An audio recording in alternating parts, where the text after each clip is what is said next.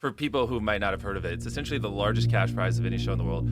Season 1, we had the most contestants of any show in the world, and the largest sets of any show ever to exist. And I was just like, what if you take like a reality show, but you just ramp everything up to the absolute maximum? And like season 1, we gave away $22 million just in one season, right? And you know, some of the biggest game shows in the world right now give away $250,000. Like we're giving away $2 million every episode. And so also, holy shit! My whole thesis behind it with this is, you know, when you watch these, you know, game shows or reality shows, there's a lot of takeaways, and like after the show, they'll put people in a room and they'll be like, hey, talk about what happened here, and it's like intercut. And I was like, well, what if we just have 1,000 cameras and we just let people be themselves and we kind of just show it in real time? That's where it's gonna get hard, because I think of like how addicted to video games I was when I was a kid. I mean, still to some degree now, but like, and if it was in a headset in like a completely different world, like, oh my gosh, like my poor mom, like good luck getting me out of that. Like she struggled to get me to stop staring at a screen and making Call of Duty YouTube videos and playing Call of Duty when I was younger. And you know, but if I was like actually in a headset, and all my friends are on it, you know, and then you take it off and now you have freaking homework and like real life stuff, and like you went from the most overstimulating,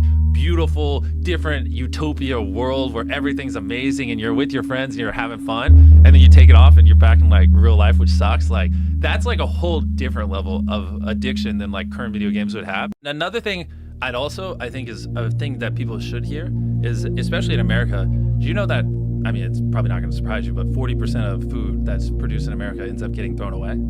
I have heard that. Yeah, and so a lot of what we've been doing is working with nonprofits and setting up essentially like, you know, so many stores and restaurants just throw away perfectly good food, or like they'll have things like if something's like within a week of being expired, they just toss it out because whatever. But it's like it's perfectly edible. There's literally nothing wrong with the food. And instead of like buying food and taking it and storing and distributing it, just taking food that would have been thrown away but is perfectly fine and perfectly healthy, and just figuring out how in a couple of days to just get it to food drives or people in need.